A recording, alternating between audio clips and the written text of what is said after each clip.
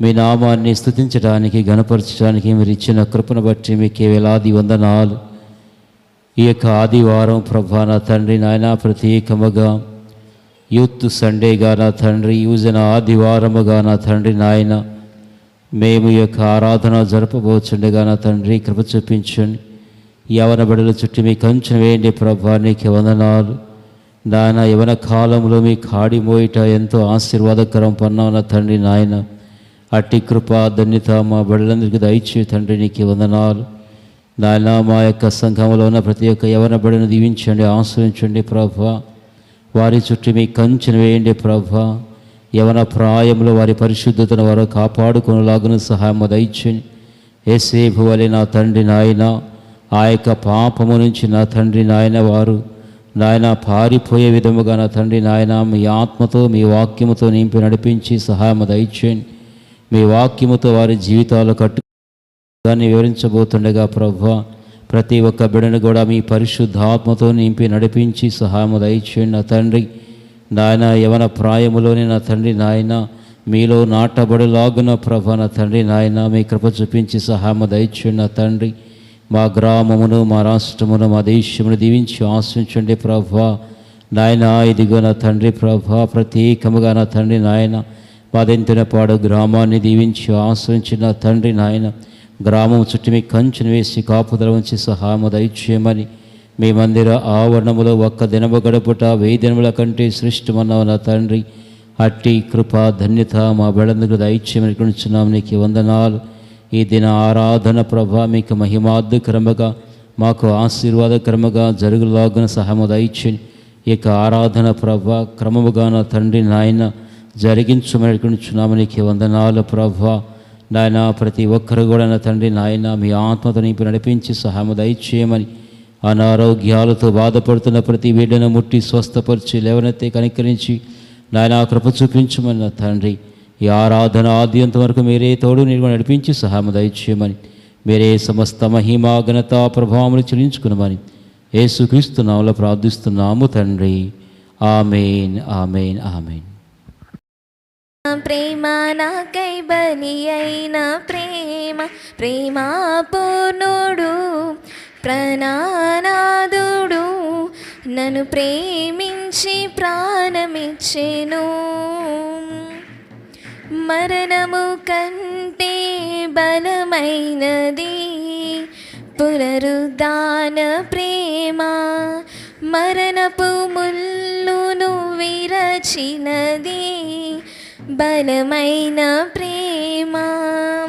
మరణము కంటే బలమైనది పునరుద్ధాన ప్రేమ, మరణపు ముల్లును విరచినది బలమై. అందరం ప్రార్థించుకుందాం. Our Heavenly Father, మా పరలోకపు తండ్రి, we thank you for your blessings. మీ యొక్క ఆశీర్వాదాల కొరకై మీకు వందనాలు. Thank you for giving us new life.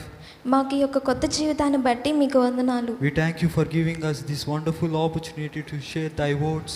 మీ యొక్క మాటలను మేము పంచుకొనుటకు మీరు మాకు ఇచ్చినటువంటి అవకాశాన్ని బట్టి మీకు వందనాలు. I am not worthy for it. నేను అర్హుడను కాను. Through your grace you have given me this opportunity.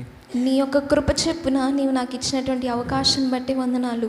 As we are going to meditate your words, నీ యొక్క మాటలను కొద్ది సమయము మేము ధ్యానించబోచుండగా please bestow your Holy Spirit upon us. నీ యొక్క పరిశుద్ధాత్మను మా మీద కుమ్మరించమని అడుగుచున్నాను. Please guide us and teach us. మీ యొక్క వాక్యాన్ని మాకు బోధించమని అడుగుచున్నాను. Use my tongue, your trumpet.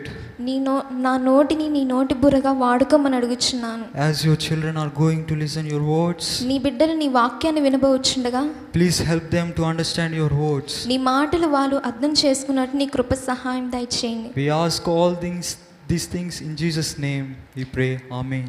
యేసునామంలో అడిగి వేడుకొని ప్రార్థిస్తున్నాం తండ్రి. ఆమేన్. All glory to God. Amen. Amen. Amen. సమస్త మహిమ ఘనత ఆ దేవాది దేవునికే చెల్లునుగాక. ఆమేన్. Greetings to you all in the most precious Lord. మన ప్రభువును రక్షకుడైనటువంటి ఆ దేవాది దేవునికి సమస్త మహిమ ఘనత చెల్లునుగాక. First I give thanks for Lord for giving this wonderful opportunity. ఈ యొక్క అవకాశాన్ని ఇచ్చినటువంటి ఆ దేవాది దేవునికి నా హృదయపూర్వక వందనాలు. I give thanks for the pastor also. అదేవిధంగా ఈ అవకాశాన్ని ఇచ్చినటువంటి పాస్టర్ గారికి కూడా వందనాలు చెల్లిస్తున్నాను. Today we will meditate on the God's word about youth. ఈ దినము యవన బిడ్డల కొరకై వాక్యమును ధ్యానిద్దాం. As today Youth Sunday, ఈ దినము యువజన సండే కనుక let us turn our Bibles according to the epistle of Peter, 1 Peter chapter 2 verse 9. మనము బైబిల్ని తెరిచి మొదటి పేతురు 2వ అధ్యాయము 9వ వచనములో ఇలాగ వ్రాయబడి ఉన్నది. అయితే మీరు చీకటిలో నుండి ఆశ్చర్యకరమైన తన వెలుగులోనికి మిమ్మును పిలిచిన వాని గుణాతిశయములను ప్రచురము చేయి నిమిత్తము ఏర్పరచబడిన వంశమును, రాజులైన యాజక సమూహమును, పరిశుద్ధ జనమును, దేవుని సొత్తైన ప్రజలై ఉన్నారు. Today I am going to discuss 4 most important points that every youth Christian should follow.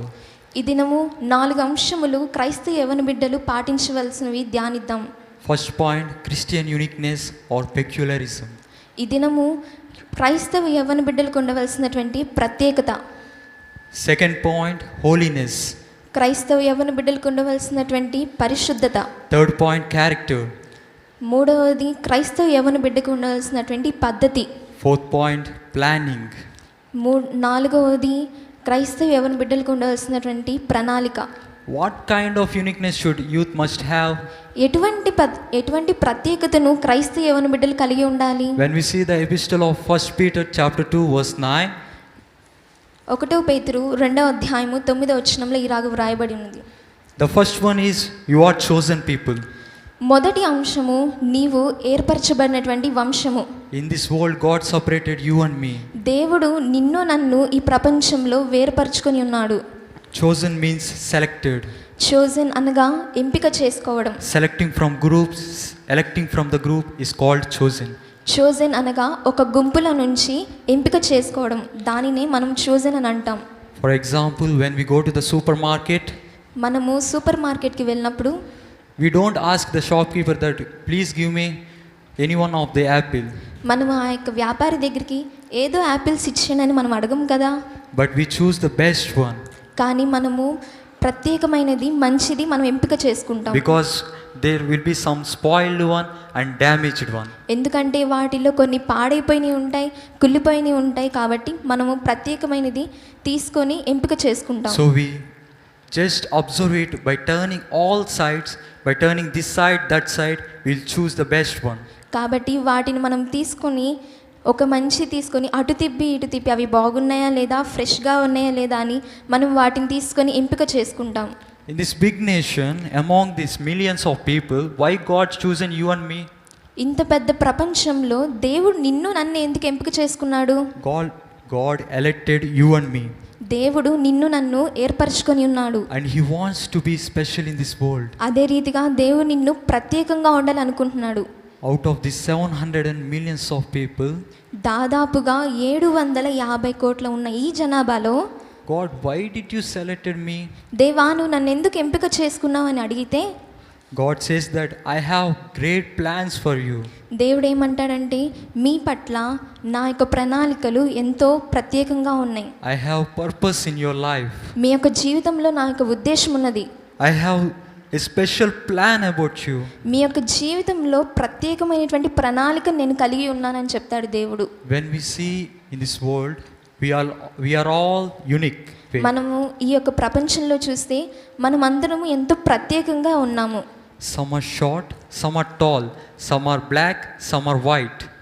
కొంతమంది పొడవుగాను, కొంతమంది పొట్టిగాను, కొంతమంది తెల్లగాను నల్లగాను ఉంటున్నారు.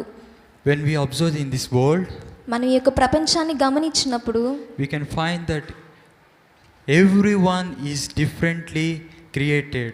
మనం ఈ యొక్క ప్రపంచాన్ని చూస్తే ప్రతి ఒక్కరూ ఎంతో ప్రత్యేకమైనటువంటి రీతిలో సృష్టింపబడి ఉన్నారు. God created us in unique manner. ప్రతి ఒక్కరిని ప్రత్యేకమైన రీతిలో దేవుడు వారిని సృష్టించుకొని ఉన్నాడు. For example, your thumbprint is unique. ఉదాహరణకు నీ యొక్క వేలు ముద్ర అనేది ప్రత్యేకమైనది. Your voice is unique. నీ యొక్క స్వరము ప్రత్యేకమైనది. Your eyes are different. నీ యొక్క కనుచూపు ప్రత్యేకమైనది. God created you in the world in very different manner. దేవుడు ఈ ప్రపంచంలో నిన్ను ప్రత్యేకమైన రీతిలో నిన్ను ఆయన సృష్టించుకొని ఉన్నాడు. God did not say to copy others. దేవుడు ఎవరినో చూసి నిన్ను ఆయన సృష్టించలేదు. God did not create like others, but you are very specially created. దేవుడు ఎవరినో నిన్ను చూసి వారిని మాదిరిగా తీసుకొని ఆయన నిన్ను సృష్టించలేదు. నువ్వు ఎంతో ప్రత్యేకంగా సృష్టింపబడి ఉన్నావు. When we see the letter of epistle, Ephesians chapter 2 verse 10, ఎఫెసీయులకు రాసిన పత్రిక 2వ అధ్యాయము 10వ వచనంలో మనం చూస్తే ఇలాగ వ్రాయబడి ఉన్నది. ఎఫెసీయులకు రాసిన పత్రిక 2వ అధ్యాయము 10వ వచనంలో ఈ రీతిగా వ్రాయబడి ఉన్నది. మరియు వాటి యందు మనము నడుచుకోనవలనని దేవుడు ముందుగా సిద్ధపరిచిన సత్క్రియలు చేయుటకై మనము క్రీస్తు యేసునందు సృష్టింపబడిన వారమై ఆయన చేసిన పని అయి ఉన్నాము. we are the work of God. మనము దేవుడు చేసిన పని అయి ఉన్నాము. You are God's handiwork. మనము దేవుని చేతి పని అయి ఉన్నాము. God has made us with his own hands. ఆయన తన స్వహస్తాలతో నిన్ను ఆయన సృష్టించుకొని ఉన్నాడు. You are God's masterpiece. నీవు నేను ఆయనకు మాస్టర్ పీస్గా ఉన్నాం. Masterpiece means, మాస్టర్ పీస్ అనేటువంటి పదాన్ని మనం అర్థం చేసుకోవాలంటే, for example, when you go to the shop to buy an dress for you, మనము దుకాణానికి వెళ్ళి ఒక డ్రెస్ని మనం కొనుక్కోవడానికి వెళ్ళినప్పుడు and ask the shop owner that I want same piece, same design, different color. నాకు ఇదే డ్రెస్ కావాలి, కాకపోతే వేరే మోడల్లో కానీ ఇదే డిజైన్లో వేరే కలర్స్ నాకు కావాలని మనము ఆ యొక్క షాప్ అతన్ని అడిగినప్పుడు, Then shop owner says that, sir, we have only this designer piece because this is a designer piece. ఇది డిజైనర్ పీస్ అమ్మా, మీకు ఇది ఒక్కటే వస్తుంది కాబట్టి దానినే మనము డిజైనర్ పీస్ అంటాము. So we call the designer piece as also as masterpiece. కాబట్టి డిజైనర్ పీస్ అనే పదాన్ని మనము మాస్టర్ పీస్ అని కూడా అనొచ్చు. So you and me are God's designer masterpiece. ఒక మాటలో చెప్పాలంటే నీవు నేను ఆ దేవాతి దేవుని యొక్క మాస్టర్ డిజైన్ పీస్గా ఉన్నాం. హల్లెలూయా. God created very unique way. దేవుడు నిన్ను ఎంత ప్రత్యేకమైన రీతిలో సృష్టించి ఉన్నాడు. That's why in Psalms chapter 139:14 says, అదే రీతిగా కీర్తనలు 139వ అధ్యాయము 14వ వచనంలో ఈ రీతిగా వ్రాయబడి ఉన్నది. కీర్తనలు 139వ అధ్యాయము 14వ వచనంలో ఈ రీతిగా వ్రాయబడి ఉన్నది. నీవు నన్ను కలుగజేసిన విధము చూడగా భయమును ఆశ్చర్యమును నాకు పుట్టుచున్నవి. I am fearfully and wonderfully made. నేను ఎంతో భయముతోనూ ఆశ్చర్యకరముతోనూ సృష్టింపబడి ఉన్నాను. When we observe our human body, మనం ఈ యొక్క మానవుని యొక్క శరీరాన్ని మనం చూస్తే God created us wonderfully దేవుడు మనల్ని ఎంతో అద్భుతంగా ఆయన సృష్టించి ఉన్నాడు. through any technology like cloning. ఈ యొక్క ప్రపంచంలో సాంకేతికంగా క్లోనిక్ ద్వారా కానీ We cannot create the same human body. ఇదే మానవుని యొక్క జీవితాన్ని ఎవరు సృష్టించలేకపోయారు. Day by day technology is increasing. దినదినము సాంకేతికం అనేది అభివృద్ధి పరచబడుచున్నా కానీ Scientifically human is developing day by day. సాంకేతికంగా మనిషి ప్రతిదినం అభివృద్ధి పరచబడుచున్నాడు. But same human body cannot be created. కానీ ఇదే మానవుని యొక్క శరీరాన్ని ఎవ్వరు సృష్టించలేకపోయారు. Because the way God made us is wonderful and fearful. ఎందుకంటే దేవుడు మనల్ని సృష్టించిన విధము ఎంతో భయమును ఆశ్చర్యమును కలిగిస్తుంది. Each and every young brother and young sister should remember that, you and me. కాబట్టి ప్రతి యవన తమ్ముడు యవన చెల్లెమ్మ గమనించాల్సింది ఏంటంటే, that our heavenly God is King of kings, Lord of lords. కాబట్టి మన దేవుడు రాజులకు రాజు ప్రభువులకు ప్రభువు అయి ఉన్నాడు. కాబట్టి We call our God our Father when we pray. మనము ప్రార్థించినప్పుడు దేవుడిని ఏమని మనం పిలుస్తాం? నా తండ్రి, పరలోకపు తండ్రి అని పిలుస్తాము. So when we call, so the children of the king called as prince and princesses. కాబట్టి రాజకుమార్తెలు రాజబిడ్డలు ఏమని పిలువబడతారంటే రాజకుమారులు రాజకుమార్తెలుగా పిలువబడతారు. So my dear brother and sister, కాబట్టి నా ప్రియ తమ్ముళ్ళు చెల్లెళ్ళు గమనించాల్సింది ఏంటంటే, do not forget that you are the daughter of king, you are the son of king. మీరు ఎప్పటికీ మర్చిపోకూడదు, అది మీరు రాజకుమారులని రాజకుమార్తెలని. Princess and prince, how would be they? రాజకుమారులు రాజకుమార్తెలు ఎలా ఉంటారు? They will be like all అందరిలాగా ఉంటారా? No. They will be Kaadu. like, specially, their talking is different, their walking is different, everything is specially. వారి యొక్క మాట తీరు, వారి యొక్క నడవడిక, వారు చేసే ప్రతిదీ ప్రత్యేకంగా ఉంటుంది. When they go to college, వారు కాలేజ్కి వెళ్ళినప్పుడు there will be different people. ఎంతో ప్రత్యేకమైనటువంటి వాళ్ళు ఉంటారు. When we see that they live like an differently.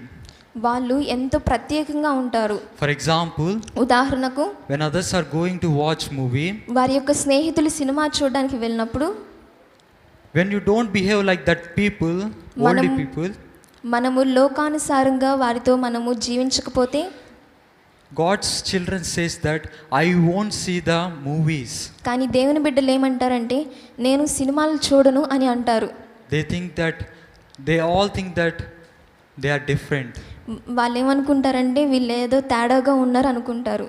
If you don't maintain boyfriend or girlfriend, వారిలాగా లోకానుసారంగా ఉన్నటువంటి వాళ్ళలాగా ఒక గర్ల్ ఫ్రెండ్ని కానీ బాయ్ ఫ్రెండ్ కానీ మనం మెయింటైన్ చేయకపోతే, వాళ్ళని కలిగి ఉండకపోతే they think that you are different. వాళ్ళు నిన్ను తేడా అనుకుంటారు. For example, ఉదాహరణకు dead fish float in the flow of water direction, చచ్చిన చేపలు నీరు ఎటువైపు వెళ్తుందో అటువైపే వెళ్తాయి. but live fish swim the opposite direction of the water.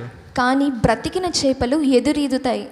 The purpose of God is that అదే రీతిగా దేవుని యొక్క ఉద్దేశం ఏంటంటే we should not be like dead fish, మనము చచ్చిన చేప వలె ఉండకూడదని. going in the direction of the world. ఈ లోకానుసారంగా వెళ్తున్నటువంటి మార్గంలో మనం వెళ్ళకూడదని. We must be special. మనం ప్రత్యేకంగా ఉండాలి. He wants you to be as unique you and in a different manner. ఆయన నిన్ను ప్రత్యేకమైన రీతిలో ఉండాలని ఆశపడుతున్నాడు. Being like all is not great. అందరిలాగా ప్రత్యేకంగా ఉండడం అనేది ఏదో గొప్ప కాదు. Being like different, you should have dare. అందరిలో ప్రత్యేకంగా ఉండడానికి నీకు దమ్ము ధైర్యం ఉండాలి. Jesus said that, దేవుడు ఏమన్నాడంటే I have called you from the darkness, from the sin, from the world. దేవుడు నేను మిమ్మల్ని చీకటి లోకము నుంచి, పాపపు లోకము నుంచి నేను మిమ్మల్ని పిలుచుకొని ఉన్నాను. Why you go and mix among with them? ఎందుకు మళ్ళీ వాళ్ళు తెల్లి కలవాలని కాదు, You should live separately. నువ్వు ప్రత్యేకంగా జీవించాలని, You should be witness for me. నీవు నా కొరకు సాక్షివై ఉండవాలని. So, brother and sister, కాబట్టి ప్రతి యవన తమ్ముడు యవన చెల్లెమ్మ don't be like some other. ఎవరిలాగా ఉండొద్దు, Do not imitate someone. ఎవరినో చూసి జీవించొద్దు. You just live what God's want to be. దేవుడు నిన్ను ఎలా జీవించమంటాడో ఆ రీతిగానే జీవించు. You should live according to the God's will. మనము దేవుని చిత్త ప్రకారంగా జీవించాలి. You should be appreciated by God. దేవుని చేత మనము మెప్పించబడాలి. When you live specially, మనం ప్రత్యేకంగా జీవించినప్పుడు everyone criticizes. అందరూ మనల్ని నిందించవచ్చేమో. They would tell you that if you don't watch movies, ఒకవేళ నువ్వు సినిమాలు చూడకపోతే you will not get any worldly language. నీకు లోకానుసారమైనటువంటి నాలెడ్జ్, జ్ఞానము నీకు ఎక్కడి నుంచి వస్తుంది? But this worldly knowledge cannot save you, sister and brother. కాబట్టి ప్రియవన తమ్ముడు యవన చెల్లెమ్మ, ఈ లోకానుసారమైనటువంటి జ్ఞానము నిన్ను నన్ను రక్షించదు. When we stand for God, మనము దేవుని కొరకు నిలిచినప్పుడు God would stand for you. దేవుడు నీ కొరకు నిలుస్తాడు. To be special for God, దేవుని కొరకు ప్రత్యేకంగా ఉండాలంటే it is challenge.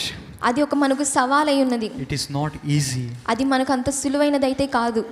They will underestimate you. వాళ్ళు నిన్ను నిందించొచ్చేమో, They play jokes on you. వాళ్ళు నీ మీద అపహాస్యంగా They మాట్లాడొచ్చేమో, speak about you. వాళ్ళు నీ మీద It will మాట్లాడొచ్చేమో, hurt you. వారి యొక్క మాటలు నిన్ను గాయపరచొచ్చేమో, They won't allow to mingle with others. వారితో నిన్ను కలవకుండా చేయొచ్చేమో. No నిన్ను matter, you should stand for God. ఏది ఏమైనా కానీ నువ్వు దేవుని కొరకు నిలబడాలి. You are an ambassador for God. నీవు నేను ఆయనకు ప్రతినిధులమై ఉన్నాము. Hallelujah. హల్లెలూయా. Second point, holiness. రెండో అంశము పరిశుద్ధత. About holiness, other religions do not give much importance. పరిశుద్ధత గురించి ఏ మతము ఇంతగా ప్రత్యేకత పరిశుద్ధతను ఇవ్వదు. But in Christianity is very important. కానీ క్రైస్తవ జీవితంలో పరిశుద్ధత అనేది చాలా ప్రాముఖ్యమైనది. Those who believe in Jesus, ఎవరైతే యేసుక్రీస్తుని నమ్ముతారో they should give more importance for the holy being. వారు పరిశుద్ధత కొరకు ఎంత ప్రాధాన్యతనివ్వాలి. That That's what God wants to us. అదే దేవుడు మన నుంచి We should కోరుకుంటున్నాడు. not ever forget this. ఇది మనం ఎప్పటికీ మర్చిపోకూడదు. In Hebrew, holy means Hebrew భాషలో హోలీ అనే మాట, పరిశుద్ధత అనే మాట kodesh. కడోష్ అనే మాటను పిలువబడి ఉన్నది. That means separate, set Kad- apart. కడోష్ అనగా సపరేట్ చేయడం, ప్రత్యేకపరచడం అని అర్థం. This world is unholy. ఈ యొక్క లోకం అనేది అపరిశుద్ధమైనది. We should live in this world. ఈ యొక్క లోకంలో మనం జీవించాలి. We should live among them only. మనం వీరిలోనే జీవించాలి. But we should live separately. కానీ మనము ప్రత్యేకంగా జీవించాలి. We should separate from this world ourselves. మనంతట మనము ఈ లోకం నుంచి వేరు చేయబడాలి. For example, ఉదాహరణకు boat in the ocean. పడవ నీళ్ళల్లో ఉంటుంది. When the ocean is full of water, ఆ యొక్క సముద్రం నిండా నీళ్ళే, but the boat does not get any water inside it. కానీ ఆ యొక్క ఓడలోకి ఎటువంటి నీరు లోపలికి రాదు. When water comes into the boat, ఎప్పుడైతే ఆ నీళ్ళు ఆ పడవలోకి వస్తాయో it will sink. అది పడవ అనేది మునిగిపోతుంది. Like when we see the lotus plant, అదే రీతిగా మనము తామర పువ్వు చూస్తే it lives in the dirty water. అది మురికి జీవితంలో, మురికి అయినటువంటి నీళ్ళల్లో జీవిస్తూ ఉంటుంది. But that dirtiness will not be touched to it. కానీ ఆ మురికిని ఆ యొక్క తామర పువ్వును అంటకుండా జాగ్రత్త పడుతుంది. We should be in the world, మనం ఈ యొక్క లోకంలో జీవించాలి. but worldly dirtiness should not allow to touch us. కానీ ఈ లోకంలో ఉన్నటువంటి పాపాన్ని, లోకంలో ఉన్నటువంటి దుష్టత్వాన్ని మనము అంటనివ్వకుండా జాగ్రత్త పడాలి. For example, ఉదాహరణకు flight in the air, విమానము గాలిలో ఎగురుతూ ఉంటుంది. but air should not come into the flight. కానీ ఆ యొక్క విమానంలోనికి గాలి రాకూడదు. So that's why the aeroplane's windows are closed by the glasses. కాబట్టి ఆ యొక్క విమానంలో ఉన్నటువంటి కిటికీలన్నీ గట్టిగా క్లోజ్ చేయబడతాయి. If little bit air enters into the flight, కొంచెమైనటువంటి ఆ యొక్క విమానంలో గాలి వస్తే it is very dangerous to the flight. విమానము చాలా ప్రమాదకరమైనది. When we see the epistle of 1 Thessalonians chapter 4 verse 7, దెస్సలోనికీయులకు రాసిన పత్రిక 4వ అధ్యాయము 7వ వచనంలో ఈ రీతిగా వ్రాయబడి ఉంది. పరిశుద్ధులగుటే దేవుడు మిమ్మల్ని పిలిచెను కానీ అపవిత్రులుగా ఉండుటకు దేవుడు మిమ్మల్ని పిలవలేదు. God has called us to be holy. దేవుడు మనల్ని పరిశుద్ధంగా ఉండడానికి ఆయన పిలుచుకొని ఉన్నాడు. We are chosen by God. మనము దేవుని చేత ఏర్పరచబడి ఉన్నాము. God has elected. దేవుడు మనల్ని ఎంపిక చేసుకొని ఉన్నాడు. Not elected, but He called us. ఆయన మనల్ని ఎంపిక చేసుకోవడం మాత్రమే కాదు, ఆయన మనల్ని పిలుచుకున్నాడు కూడా. His calling is holy calling. ఈ యొక్క పిలుపు అనేది పరిశుద్ధమైన పిలుపు. His calling is heavenly calling. ఈ యొక్క పిలుపు పరలోకపు పిలుపు. For example, ఉదాహరణకు chief minister is calling means ముఖ్యమంత్రి మనల్ని పిలిచినప్పుడు how much happy we will be. మనం ఎంత ఆనందంగా ఉంటాం. We will tell to all the people. మనం అందరికీ చెప్పుకుంటాం ఈ విషయంని. Remember this, Jesus is calling you, brother and sister, everyone. అదే రీతిగా ప్రతి ఒక్కరు గమనించాల్సింది, దేవుడు నిన్ను నన్ను ఆయన పిలుచుకుంటున్నాడు. To have relation with us. ఆయనతో ఫ్రెండ్షిప్ చేయడానికి, ఆయనతో స్నేహం చేయడానికి, To be holy. ఆయనతో పాటు పరిశుద్ధంగా ఉండటానికి ఆయన మనల్ని పిలుచుకుంటున్నాడు. About another thing is that ఇంకొక విషయం ఏంటంటే, in Christian life being holy is an command. క్రైస్తవ జీవితంలో పరిశుద్ధంగా ఉండడం అనేది ఆజ్ఞ అయి ఉన్నది. You may say that I won't be holy or I will be holy. You cannot say that words. నాకు నచ్చితే పరిశుద్ధంగా ఉంటాను, లేకపోతే పరిశుద్ధంగా ఉండను అని అనడానికి లేదు. We cannot say that. మనం ఆ మాటను చెప్పలేము. Everyone should be holy. ప్రతి ఒక్కరు పరిశుద్ధంగా ఉండాలి. Because our God is holy. ఎందుకంటే మన దేవుడు పరిశుద్ధుడు కాబట్టి. According to the epistle of 1 Peter chapter 1 verse 16. అదే రీతిగా 1 పేతురు 1వ అధ్యాయము 16వ వచనంలో ఈ రీతిగా వ్రాయబడి ఉంది. Holy as I am holy. నేను పరిశుద్ధుడను కాబట్టి మీరును పరిశుద్ధులై ఉండుడి. Why Jesus has come to this world? దేవుడు ఈ లోకానికి ఎందుకు వచ్చాడు? There are a lot of reasons. ఎన్నో కారణాలు ఉన్నాయి దేవుడు ఈ లోకానికి రావడానికి. First and foremost thing is that మొట్టమొదటిగా ఏంటిదంటే, to save us from our sins and to die for our sins. మన పాపముల కొరకు, ఆయన మనల్ని రక్షించడానికి కొరకు, ఆయన మన కొరకు చనిపోవడానికి ఆయన ఈ లోకానికి వచ్చి ఉన్నాడు. Second, రెండవది ఏంటంటే, if God is in heaven ఒకవేళ దేవుడు పరలోకంలో ఉంటే and say that I love you, be holy. నా బిడ్డలారా నేను మిమ్మల్ని ప్రేమిస్తున్నాను, మీరు పరిశుద్ధులుగా ఉండండి అని దేవుడు పరలోకంలో ఉండి చెప్తే, if Jesus said these words in being in heaven, ఈ మాటలన్నీ దేవుడు పరలోకంలో ఉండి చెప్తే, we say that God, what you know? దేవా నీకేం తెలుసు, It is very hard to be in holy in this world. అసలు ఈ లోకంలో పరిశుద్ధంగా ఉండడం అనేది ఎంత కష్టమో నీకు తెలుసా? You don't know. నీకు తెలియదేసయా? If you come to this world, you will understand our temptations and problems. నువ్వు ఈ లోకంలోకి వస్తే నీకు అర్థమైతే మా యొక్క సమస్యలు, మా యొక్క శోధనలు ఏంటో అని. Being holy is how much hard. పరిశుద్ధంగా ఉండడం అనేది ఎంత కష్టమో నీకు తెలిసిద్ది. Sitting in heaven, you will say very nicely. నువ్వు పరలోకంలో కూర్చొని బాగానే చెప్తావని మనం అనొచ్చేమో. We might say like this. ఈ మాటలని దేవునితో మనం అంటామేమో. God did not give that chance to say that words. కానీ దేవుడు ఆ మాటలు అనడానికి మనకు ఆ యొక్క ఛాన్స్ని ఇవ్వలేదు, అవకాశాన్ని ఇవ్వలేదు. Jesus came to this world and lived 33.5 years in this world. దేవుడు ఈ లోకానికి వచ్చి 33.5 సంవత్సరాలు ఆయన జీవించి ఉన్నాడు. 33.5 means very young age he lived here. 33.5 సంవత్సరాలు అంటే ఆయన తన యొక్క మంచి యవ్వనములో జీవించి ఉన్నాడు. Like us, he was tempted, but he lived holy. ఆయన మనలానే శోధింపబడ్డాడు, ఆయన మనలానే సమస్యలను ఎదుర్కొన్నాడు. He went through our experience, ఆయన మన అనుభవాల గురించి వెళ్ళాడు. but he did not commit to do sin. కానీ ఆయన పాపం చేయడానికి వెనుతీయలేదు. So all youth should remember that కాబట్టి అందరూ గమనించాల్సింది ఏంటంటే, you will get to do sin. మీ అందరికీ పాపం చేయడానికి అవకాశం రావచ్చేమో. You may be tempted to do that sin. మీరు ఆ పాపం చేయడానికి శోధింపబడొచ్చేమో. Even though we should live like Jesus. అయినా కానీ మనము దేవుని యేసుక్రీస్తు వలె జీవించాలి.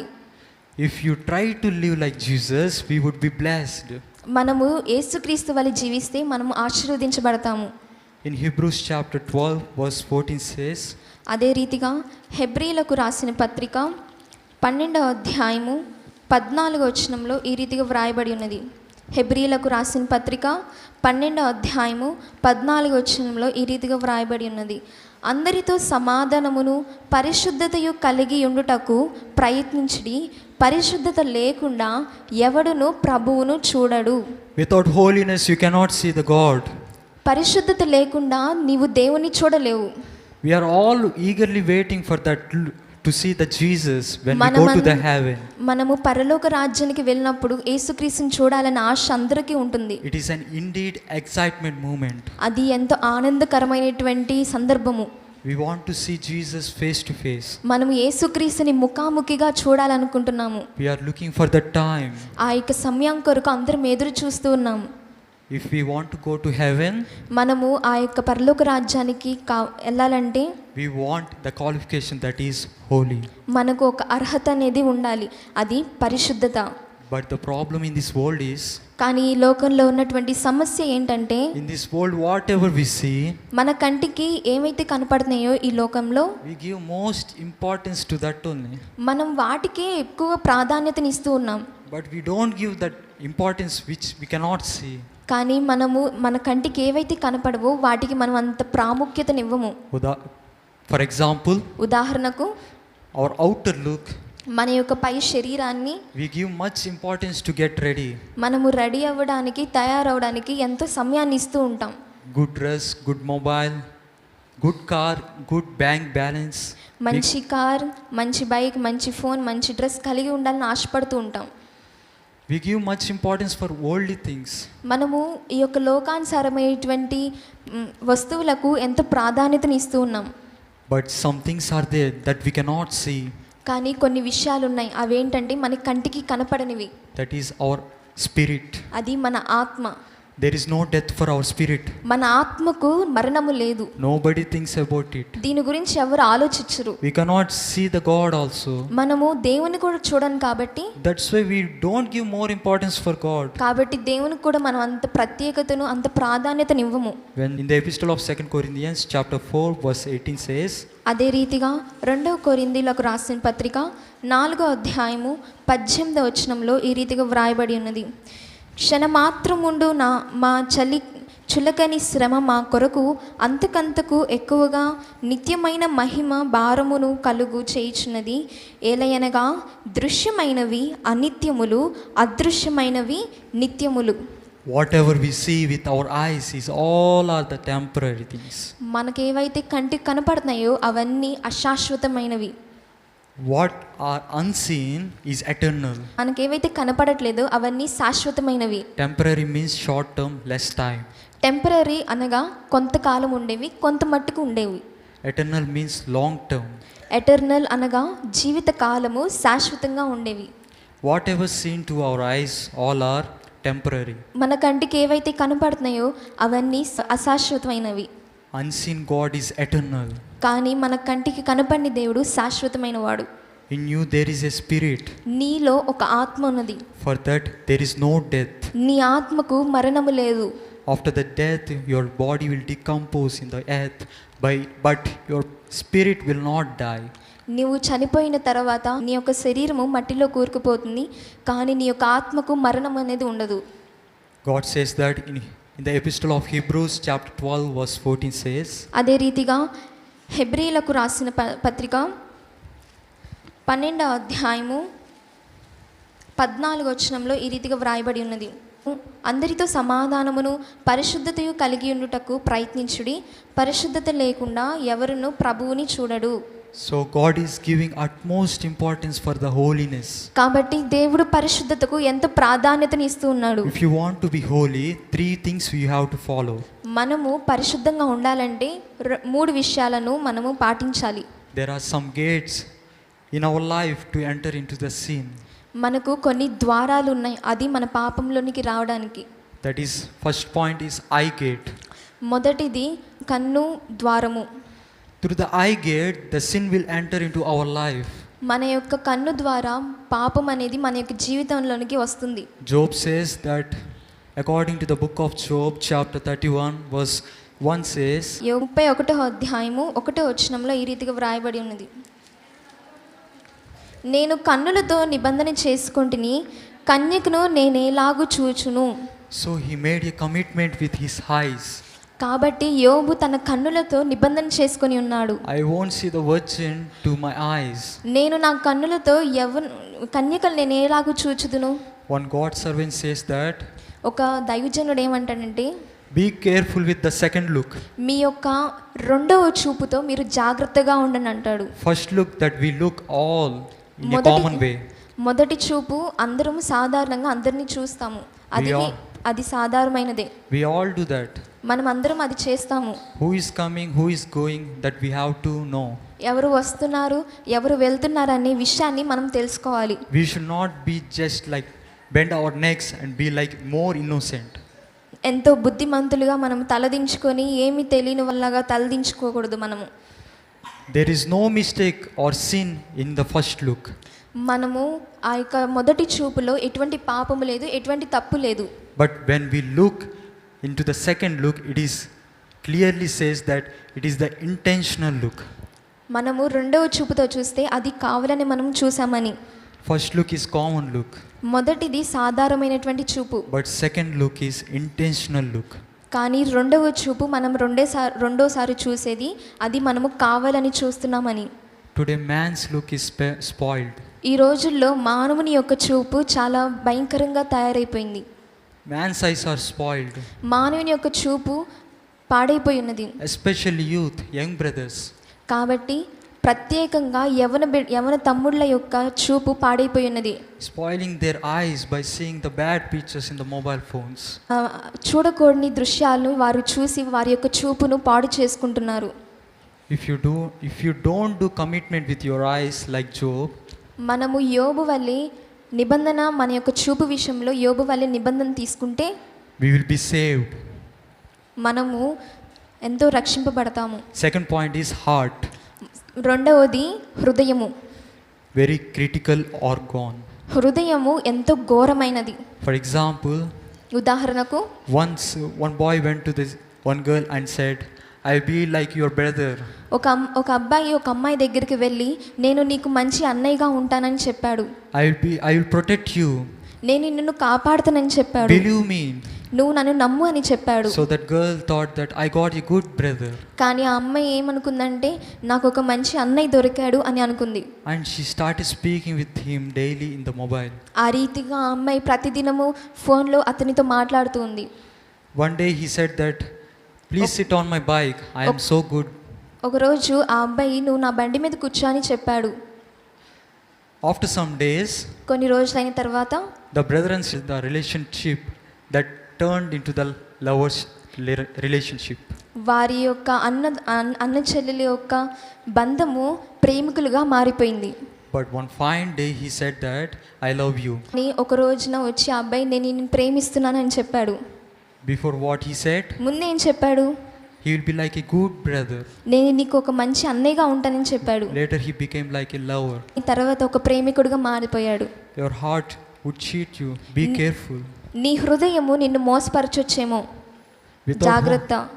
Without holiness we cannot see the God. మనము పరిశుద్ధత లేకుండా మనము దేవుని చూడలేము. Third point is dressing. మూడో అంశం ఏంటంటే మన యొక్క వస్త్రధారణ. Especially for girls. ఈ మాటలు ప్రత్యేకంగా అమ్మాయిలకు. Nowadays dressing is became very worst. Especially in the girls generation. ఈ రోజుల్లో ఈ కాలాల్లో అమ్మాయిల యొక్క వస్త్రధారణ అతి ఘోరంగా తయారైంది. In ancient days there are no proper dresses, so they covered their bodies with small pieces of cloth. పూర్వకాలాల్లో బట్టలు లేక వారు చిన్న చిన్న బట్టలతో వారి యొక్క శరీరాన్ని కప్పుకుంటూ ఉంటారు.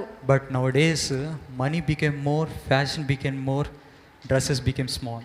ఈ రోజుల్లో డబ్బులు ఎక్కువైపోయింది, ఫ్యాషన్ కూడా ఎక్కువైపోయింది, అలాగే బట్టలు కూడా చాలా చిన్నవైపోయినాయి. How much small you wear, that much you are modern and your fashion is. ఎంత చిన్న వేసుకుంటే అంత మోడర్న్, అంత ఫ్యాషన్ అని. One girl's birthday in one day. ఒకరోజు ఒక అమ్మాయి పుట్టినరోజు. And her friend came with dressing with small skirt till her knee. ఆ అమ్మాయి యొక్క స్నేహితురాలు మోకాళ్ళ వరకు ఉన్నటువంటి స్కర్ట్ వేసుకొని వచ్చింది ఆ యొక్క ఫంక్షన్కి. And the birthday girl's mother said, పుట్టినరోజు జరుపుకుంటున్నటువంటి తల్లి ఏం చెప్పిందంటే, why you wear this small skirt?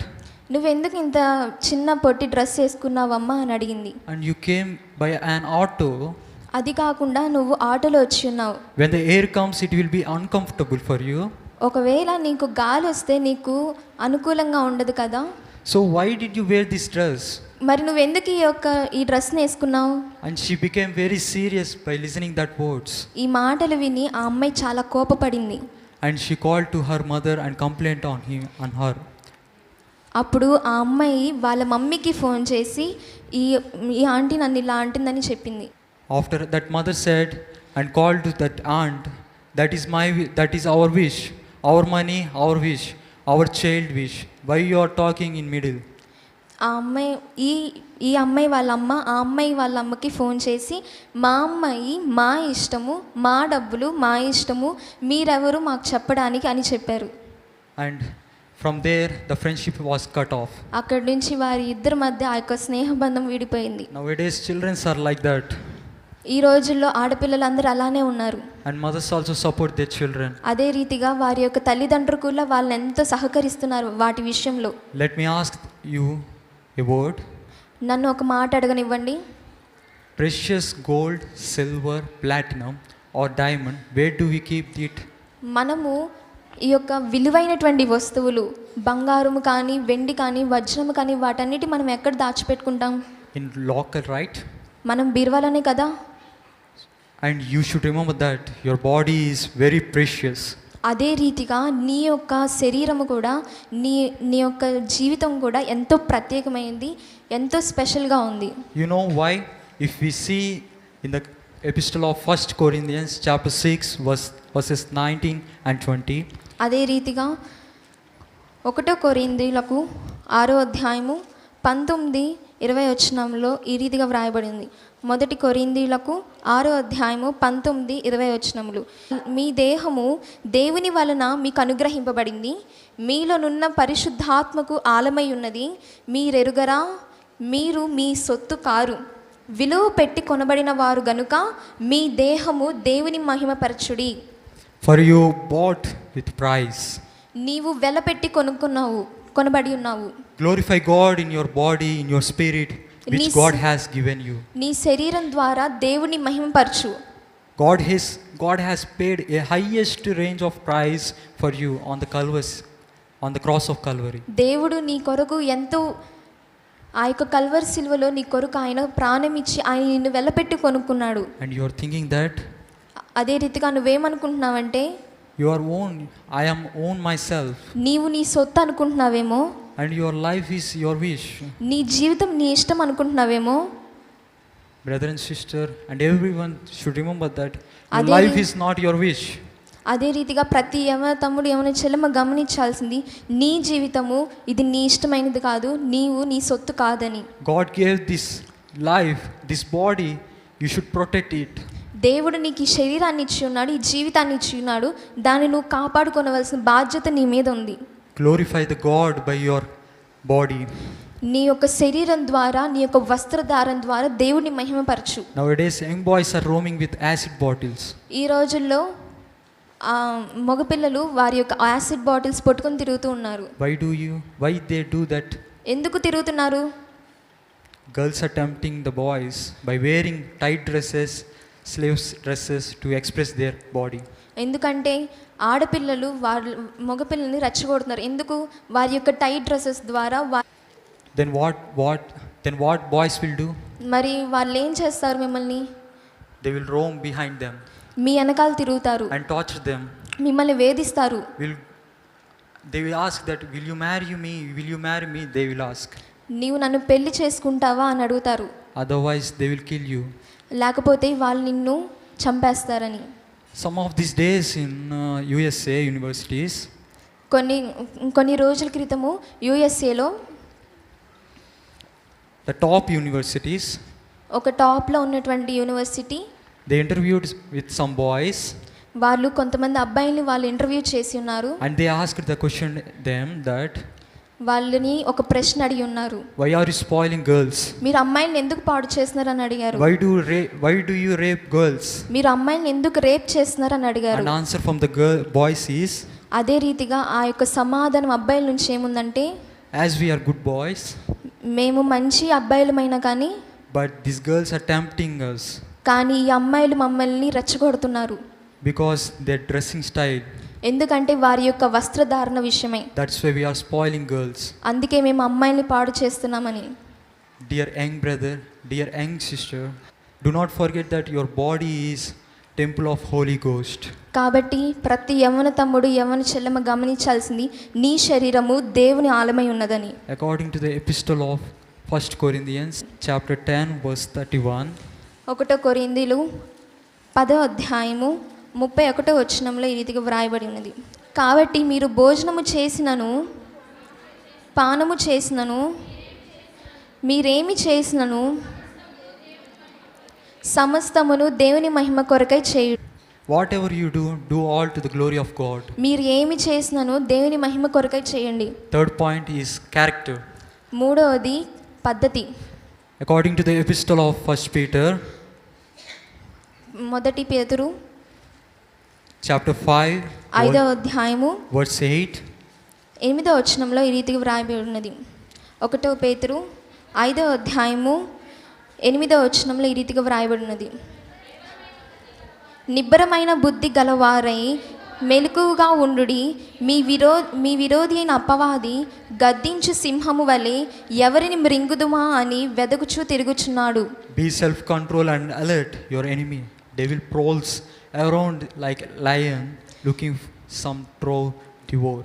మీరు జాగ్రత్తగా ఉండని, అపవాది గర్జించే సింహము వలె ఎవరిని మృంగుదమా అని వెదకుచూ తిరుగుచున్నాడు. Devil is in the duty 24/7. అపవాది 24 గంటలు డ్యూటీలోనే ఉంటాడు. Devil does not take rest. ఎందుకంటే అపవాది రెస్ట్ తీసుకోడు. But his duty is will tries to tempt us. కానీ అపవాది ఒక డ్యూటీ ఏంటంటే మనల్ని ఎప్పుడు శోధనలో పడేద్దామా అని అతని యొక్క ఉద్దేశము. When you get temptation, you should not fall into that temptation. మనకు ఆ యొక్క శోధన వచ్చినప్పుడు మనం ఆ యొక్క శోధనలోనికి పడకూడదు. And you should stand for God. మనము దేవుని కొరకై నిలబడాలి. That's the God purpose. అదే దేవుని ఉద్దేశమై ఉన్నది. If you look into the Bible, the strongest man, call that man as Samson. మనము బైబిల్ గ్రంథంలో చూసినట్లయితే ఎంత బలమైనటువంటి వ్యక్తి ఎవరంటే సంసోను. But he's having one problem, that is she. అతనికి ఒక సమస్య ఉంది. ఏంటంటే స్త్రీ విషయంలో అతనికి సమస్య ఉన్నది. He attracted to the Philistine woman. అతను స్త్రీ విషయంలో ఎంతో ఆకర్షింపబడి ఉన్నాడు. In his life, there are 3 Philistine women who tempted him. అతని జీవితంలో 3 ఫిలిస్తీన్ స్త్రీలు ఉన్నారు అతని శోధించడానికి. One is Timnath woman. ఒక ఊరిలో ఫిలిస్టీలో తిమ్మాతులో ఉన్నటువంటి స్త్రీ. Second is Gaza prostitute woman. గాజాలో ఉన్నటువంటి వేశ్య. Third is Delilah in Sorukku. మూడవ వ్యక్తి డెలీలా అనే. First 2 women he managed very nicely. మొదట ఇద్దరు స్త్రీని బాగానే అతను కంట్రోల్లో పెట్టుకున్నాడు. He thought that I want to sin, I will do. నా ఇష్టము, నాకు పాపం చేయాలనిపించినప్పుడు నేను చేస్తాను, లేకపోతే నేను చేయనని అనుకున్నాడు. Otherwise I will leave it. నేను దాన్ని వదిలేస్తాను కావాలంటే. What is fear in the sin? అసలు పాపంలో భయపడాల్సిందే ఉంది అని అనుకున్నాడు సంసోను. He thought like that. అతను ఆ రీతిగా ఆలోచించి ఉన్నాడు. And he took the sin as very lightly. అతను పాపాన్ని ఎంతో సులువుగా తీసుకున్నాడు. I am so strong, he thought. అతను నేను ఎంత బలమైన వాడిని కదా అని అనుకున్నాడు. By his overconfidence he spoiled his life. ఆఖరిగా అతను ఒక స్త్రీ విషయంలో అతని యొక్క జీవితాన్ని పాడు చేసుకున్నాడు, నాశనం చేసుకొని ఉన్నాడు. Don't play with sin, be careful. పాపముతో ఆడొద్దు, జాగ్రత్తగా ఉండండి. Nowadays young brothers are like this.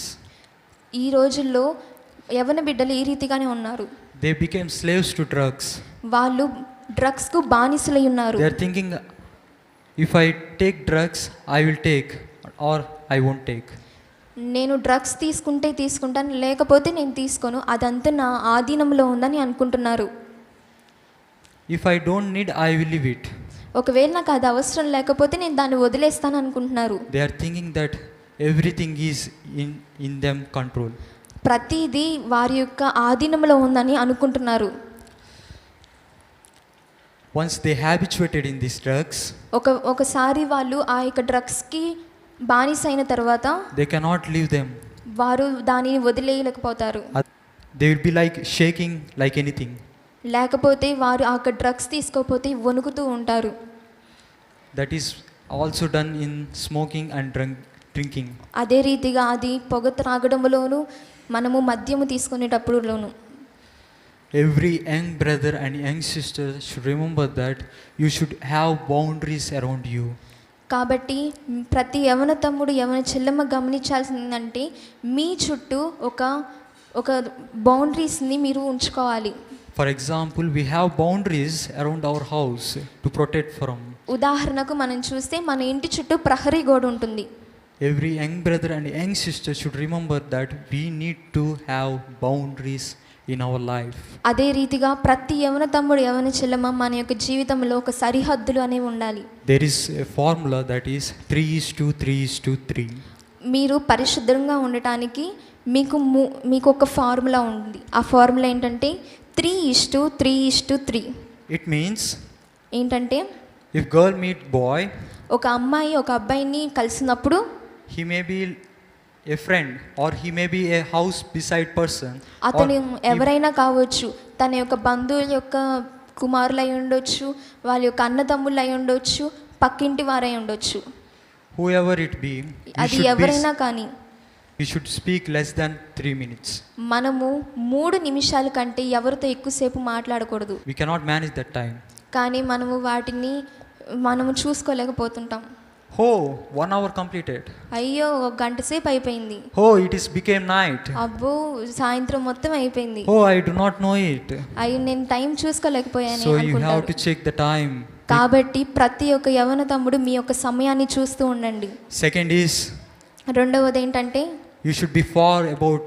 మనము 3 అడుగులు దూరంగా ఉండాలి ఎవరితోనైనా మాట్లాడినప్పుడు. In the 3:3:3. 3:3 అనే ఫార్ములాలో Third one is, మూడవది ఏంటంటే it is very important. చాలా important. When you speak with someone else, మనము ఒక పురుషునితోని కానీ ఒక స్త్రీతోని కానీ మాట్లాడినప్పుడు third person should be there.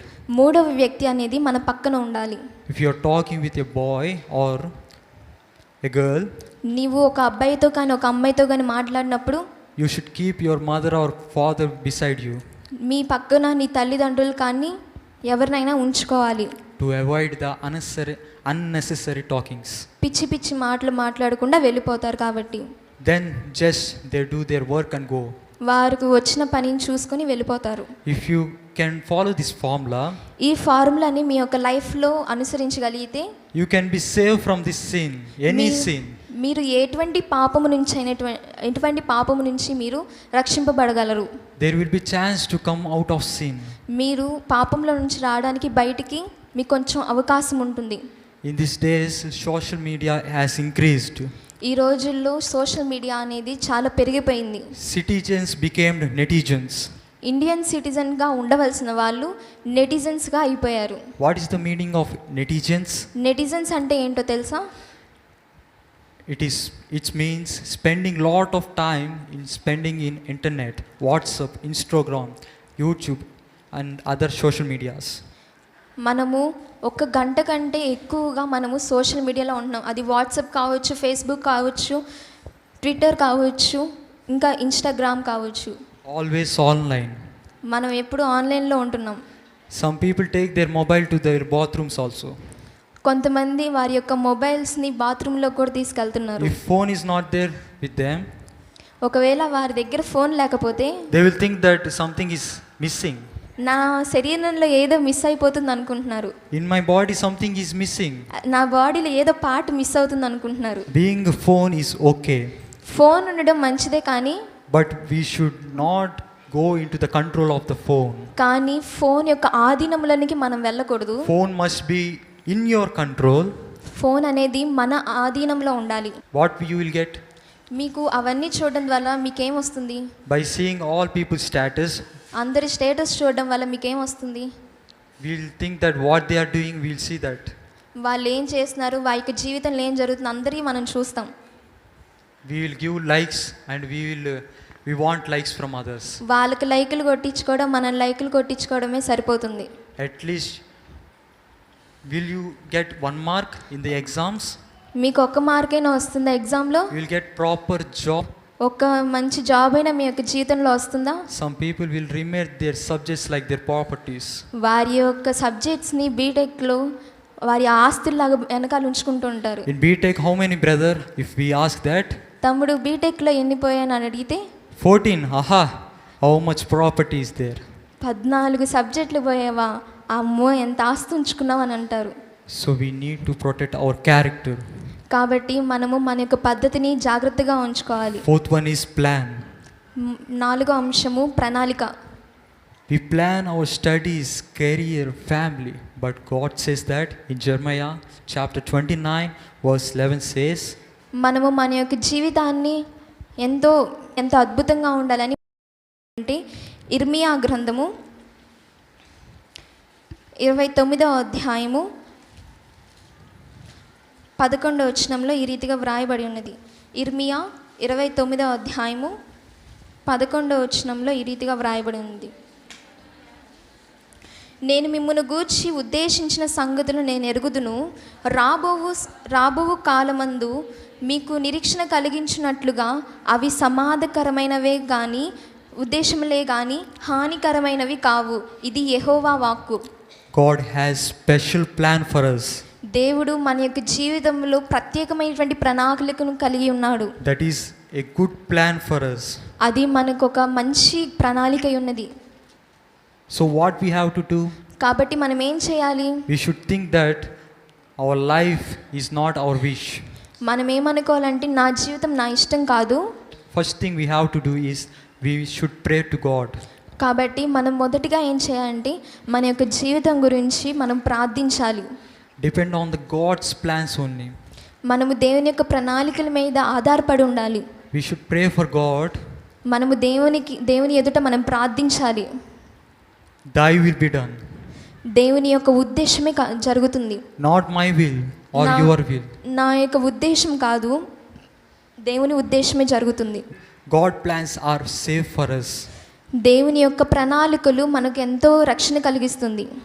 So 4 points in Christian youth is, కాబట్టి 4 అంశములు యవన బిడ్డల యొక్క జీవితంలో ఏంటంటే, first point is uniqueness, మొదటిది ప్రత్యేకత, second point is holiness, రెండవది పరిశుద్ధత, third point is character, మూడవది పద్ధతి, fourth point is plans. నాలుగవది ప్రణాళిక. May God bless us, help us to follow these things. దేవుడు ఈ విషయాలను మన యొక్క జీవితంలో నడువులాగును దేవుడు సహాయం దయచేయను గాక. May God bless us these words. దేవుడి యొక్క మాటల ద్వారా మనల్ని ఆశీర్వదించును గాక. May God bless us all of you. Praise దేవుడు the మీ Lord. అందరిని ఆశీర్వదించును గాక. ఆమేన్. Thank you all.